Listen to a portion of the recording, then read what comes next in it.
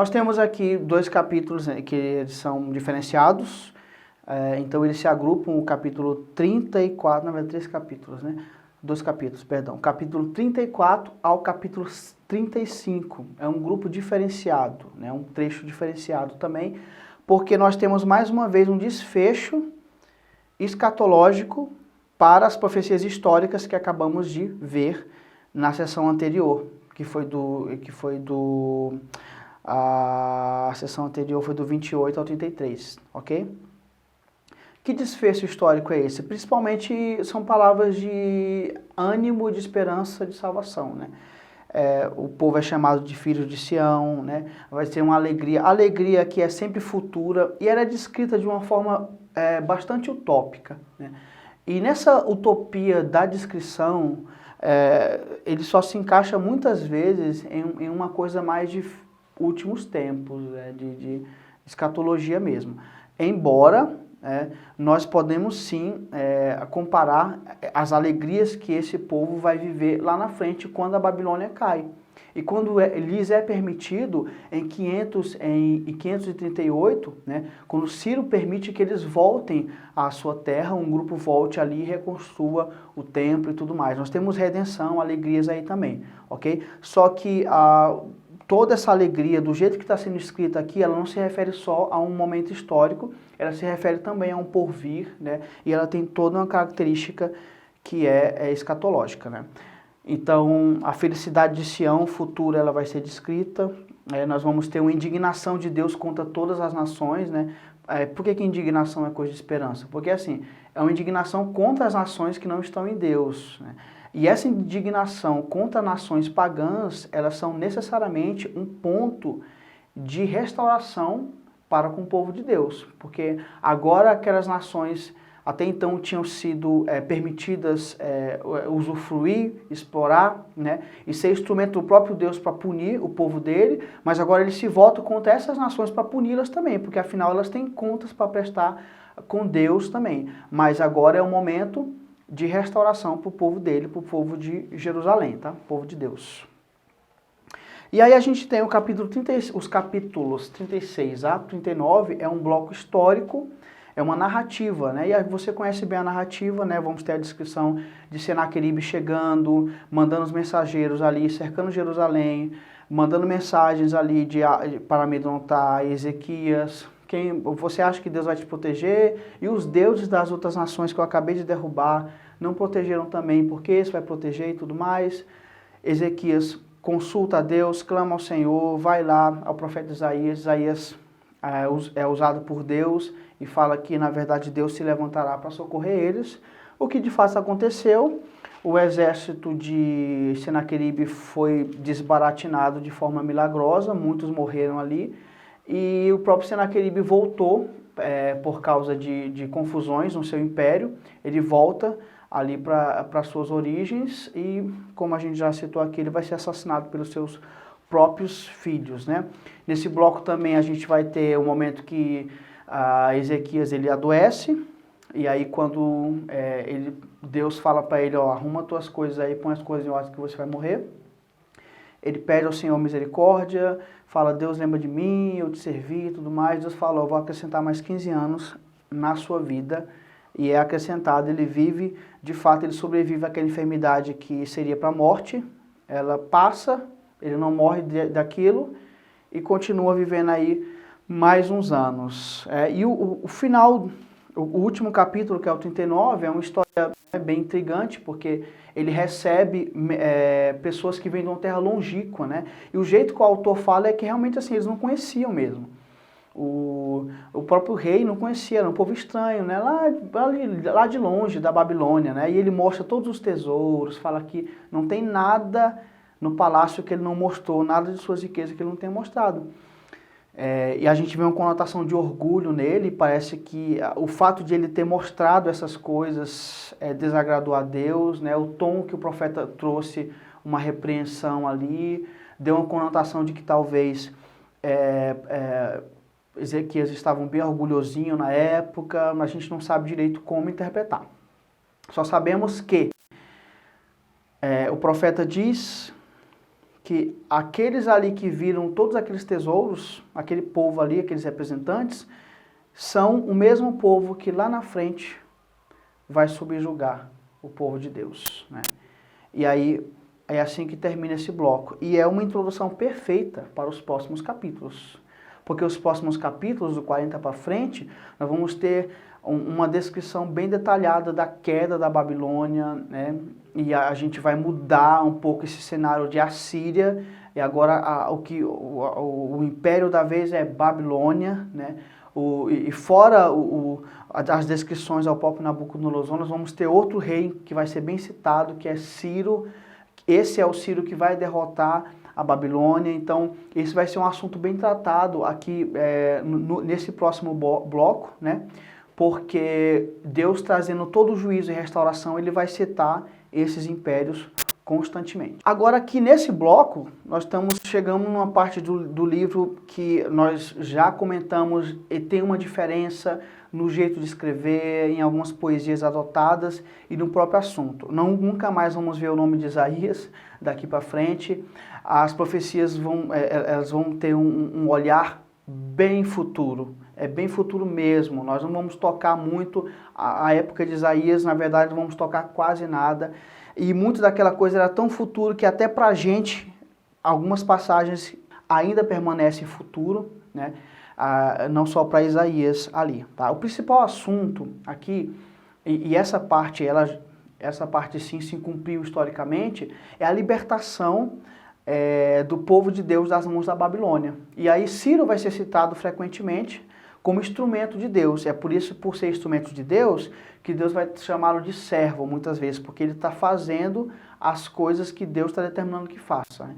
Um aspecto de soberania sobre todos os povos e o poder de Deus sobre todas as nações, ela é bem adotada aqui, porque esse Ciro, mesmo que ele não tenha ideia do que esteja acontecendo mundialmente falando, mas ele, sem saber, é um instrumento nas mãos de Deus ali para fazer cair a Babilônia e, consequentemente, trazer aspectos de restauração para o povo de Deus. É esse Ciro que vai liberar o povo para voltar a Jerusalém, com o primeiro retorno com Zorobabel lá em 538, ok? Então, além desses acontecimentos que se cumpriram, históricos, o profeta vai falar continuamente de coisas que estavam em um futuro muito, muito, muito distante. Distante não só para Isaías, mas algumas vezes é distante até para a gente também, né? Coisas que ainda, em alguns momentos, não se cumpriram ainda, tá? Então, esse bloco, ele é extremamente diferenciado. É por isso que muitos têm levantado, Isaías não escreveu e tudo mais, né? Por um lado, nós vemos todas essas diferenças. Por outro lado, nenhuma dificuldade em acreditar que um homem que está falando as coisas de Deus, está sendo boca de Deus, não há limite para o que ele poderia falar, já que a mensagem que está trazendo é Deus, que tem poder sobre todas as épocas e, portanto, conhece todas as épocas, e nenhuma dificuldade em revelar para o seu profeta nomes, tempos e acontecimentos, ok? O capítulo 40, né, o versículo 1 a 2, a gente tem, consolai meu povo, falai ao coração de Jerusalém, já é fim do tempo da sua milícia. E é tão impressionante porque nesse bloco aqui, nesses capítulos que se seguirão no livro, nós vamos ter praticamente quase nada de juízo com o povo de Deus, né? A maioria das vezes, 90 e poucos por cento das vezes que Judá vai ser citado, Jerusalém, o povo de Deus vai ser citado, é em conotação de restauração. E aí ele fala, agora consola meu povo porque acabou o tempo de juízo. Eu estou vindo agora com salvação, com esperança e com restauração. Então, o povo de Deus aqui, ele tem um outro ambiente para eles aqui. É um ambiente mais esperançoso do que um ambiente de estou vindo castigar vocês, né? Como frequentemente aconteceu ali no bloco anterior. Voz do que clama no deserto, preparai o caminho do Senhor. Conhecidíssima essa passagem, é o versículo 3 do capítulo 40. Os evangelistas colocaram essa passagem como cumprimento ali na vida de Jesus, né? E a voz do que clama no deserto tem sido interpretado por todos os evangelistas como o nosso amigo João Batista. E ele mesmo falou que ele era a voz do que clama no deserto, né? Como era essa voz, assim? Que sentido isso traz? Quando uma família real estava viajando, não era como hoje, né? vou pegar o voo aqui em São Paulo, vou chegar lá em Curitiba 22h30. Não tinha isso. Ele pegava o carro, a carruagem dele, eles iam viajando, a viagem demorava semana, meses, não dava para saber a hora, o dia exato que ia chegar, porque as viagens eram, em geral, muito difíceis, ok? Mas tinham mensageiros que iam à frente da família real, né? E eles chegavam na cidade para preparar o caminho, e eles chegavam e anunciavam, ó, está chegando a família. Então todo mundo que estava despreocupado ali se ajeitava, se aprumava e tudo mais, porque a família real está chegando, ela está a 3 quilômetros ali de distância e está perto de chegar. Então essa voz que clama no deserto é isso mesmo, que João Batista ele veio, chegou assim, ele tomou o caminho e disse, ó, está chegando o rei está chegando aí, né? E todo mundo que estava desaprumado começou a prestar atenção no que estava acontecendo, é chegar no reino de Deus e Jesus veio. Então João Batista preparou o caminho e para a chegada do ministério de Jesus, né, do evangelho, da ação redentiva do Messias e tudo mais, né? O versículo 4 fala, todo vale será aterrado, será nivelado. O que quer dizer isso? Porque eles também enviavam pessoas para olhar a estrada e as coisas ruins que tinham na estrada, eles poderiam consertar, né? Se tivesse alguma coisa que precisava ser nivelada, um buraco para tapar, alguma coisa assim, eles tiravam galhos ou qualquer coisa que pudesse atrapalhar o caminho da carruagem, né? E o profeta diz que todo vale, né? Um vale será aterrado, aqueles vales gigantes aterrados para ficar tudo retinho para essa comitiva do rei passar. É uma figura de linguagem que ele está dizendo o seguinte, nada impedirá que isso aconteça, o rei está vindo e nada vai impedir que ele chegue ao destino que ele tem proposto de chegar, ok? Versículo 14 do 41, a gente tem, não temas, ó vermezinho de Jacó, povozinho de Israel, eu te ajudo, diz o Senhor, eu, o teu Redentor, é o Santo de Israel. Essa imagem de Redentor, de ser o Santo de Israel, é uma figura bem presente aqui em Isaías, né? Aqui nesse bloco, se a gente teve aparições messiânicas ali, com características da obra messiânica, aqui nesse bloco do 40 ao 66, teremos muito mais, só que ele vai ser chamado aqui de servo do Senhor, ele vai trazer uma conotação não só de justiça e de esmagar os povos com o seu poder, com a soberania dele, mas de esperança mesmo, de consolador, de redentor ali. Isso vai ser bem claro nesse bloco que estamos trabalhando aqui, ok? Aqui nós temos a citação de Ciro, e é interessante quando fala de Ciro, aqui no capítulo 41, ele vai invocar o nome do Senhor, ele vai fazer o que me apraz e tudo mais. A gente não deve confundir com um Ciro que servia ao Senhor, servia a Deus. Não é essa a questão. A questão é que ele estava sendo usado, mesmo sem saber, para uma obra de Deus, para um propósito que estava no coração de Deus. E não importa se ele sabia disso ou não, né? Agora, a questão de invocar o nome do Senhor, como se cumpriu isso, né? Provavelmente é uma referência ao fato de ele permitir que Zorobabel volte para reconstruir o templo e ele prover mantimentos e prover material para que esse templo seja construído. Ele libera, ele decreta, ele faz ali um decreto importantíssimo que chama o Cilindro de Ciro, e ele libera não só Israel, mas libera muitos outros povos para voltarem às suas terras de origem e construírem templos aos seus deuses, porque ele quer o favor de todos os deuses. Então, se cumpriu aqui essa profecia, provavelmente, né? Não entendo uma conotação de ele servindo a Deus de todo o coração, não é isso que quer dizer. Tá? Ele é um instrumento de Deus, um servo do Senhor, mas é um instrumento como qualquer pessoa do mundo, mas que não sabe que está sendo instrumento, que não sabe que está dentro de um plano maior da soberania de Deus, e que o Senhor continua sendo soberano, sendo Deus sobre todas as pessoas, né? Você pode ser usado... C.S. Lewis fala, né? Para você, de qualquer forma, vai ser um instrumento de Deus, mas para você vai fazer diferença se ele vai te usar como um instrumento ou como um filho, né? É isso aí. De qualquer forma, você e eu vamos cumprir os propósitos dele. O capítulo 42 fala de Jesus, né? Eis que o meu servo, a quem sustento, o meu escolhido, em quem a minha alma se compraz, pus sobre ele o meu espírito e ele promulgará o direito para os gentios. Não clamará, nem gritará, nem fará ouvir sua voz na praça. Não esmagará a cana quebrada, nem apagará a torcida que fumega. Em verdade promulgará o reino. Primeiro eu quero falar do fato de esse Messias ser chamado de servo. Essa é uma linguagem bem comum aqui nessa parte do livro. Às vezes Deus chama de servo ao Messias, às vezes ele chama o povo dele de servo, às vezes ele chama pessoas que não são o povo dele de servo, como é o caso de Ciro, né? Porque aqui no caso de Ciro é uma conotação de você está me servindo para algum propósito que eu quero que você sirva, né?